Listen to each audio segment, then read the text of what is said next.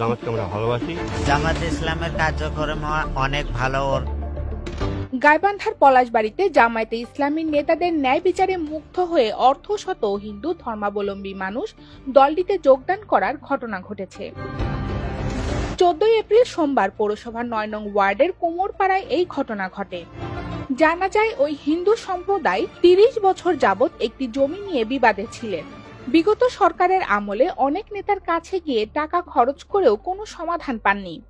জামায়াত নেতারা জমির সেই সমস্যাটি কোনো রকম টাকা ছাড়াই সমাধান করে দেন। তাই তাদের ন্যায় বিচার দেখে মুগ্ধ হয়ে জামায়াতে যোগদান করেন ওই কুমোরপাড়াটির অর্ধশত হিন্দু ধর্মাবলম্বী। জামাতকে আমরা ভালোবাসি। জামাতের ন্যায় এবং সৎ চরিত্রবান, তার সঙ্গে চলাফেরা করব এবং অন্য কোথাও যাব না। কারণ আমরা অনেক দেখে গেছি, কিন্তু কেউ আমাদের স্বার্থ ছাড়া কেউ আমাদের সাথে সহযোগিতা করে না। জামাত ইসলামের কার্যক্রম অনেক ভালো। ওরা অনেক সত্যের পথেই চলে। কোনো ধরনের দুর্নীতি ওরা পছন্দ করে না, এবং দুর্নীতি করলে তাদেরকে যে দলেরই হোক, যে ধর্মেরই হোক, ওরা শায়েস্তা এবং শাস্তিযোগ্য অপরাধ দিয়ে থাকে। আমাদের সহযোগিতা করছে আমাদের জামাতের লোক। আমরা ঘুম পাড়তে পারি নেই, জামাতের লোক এসে বলছে যে তোমরা নিশ্চিন্তে ঘুম পারো, সমস্যা হলে আমার কাছে ফোন দেবে।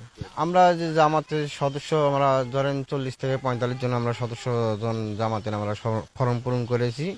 এ বিষয়ে জানতে চাইলে স্থানীয় জামায়াত নেতারা জানান, জামায়াতের ন্যায় নীতি দেখেই তারা সহযোগী সদস্য ফর্ম পূরণ করেছে। আমাদের কাছে কোনো ধর্মের ভেদাভেদ নেই, সব ধর্মের মানুষকে নিয়ে আমরা দেশের কল্যাণে কাজ করতে চাই। ওনাদের বিপদ আপদগুলো আমাদের কাছে তুলে ধরে, আমরা ওনাদের এই বিপদ আপদে ওনাদের পাশে থেকে ওনাদের সেইগুলোর সংস্কার সমাধান করে দিই আমরা। যার কারণেই ওনারা আমাদের এই আদর্শ দেখে, জামাত ইসলামের লোক যে আদর্শ রাজনীতি করে, যার কারণে ওনারা আমাদের এই আদর্শ দেখে আমাদের এই সংগঠনে সহযোগী সদস্য ফর্ম পূরণ করেছেন। মূলত জামাত ইসলাম কোনো ধর্মভিত্তিক সংগঠন নয়, এটা সর্বজনীন একটা সংগঠন। এখানে ইসলাম ধর্মের মানুষগুলো যেমন অধিকার ভোগ করবে, তেমনই অধিকার ভোগ করবে বিভিন্ন ধর্মের মানুষ। আর বাংলাদেশ জামাত ইসলামী যদি রাষ্ট্র ক্ষমতায় আল্লাহ কবুল করে, জনগণ ইচ্ছা করে, তাহলে বাংলাদেশের এমন কোনো মানুষ থাকবে না ধর্ম বর্ণের কারণে কোনো বৈষম্যের শিকার হবে।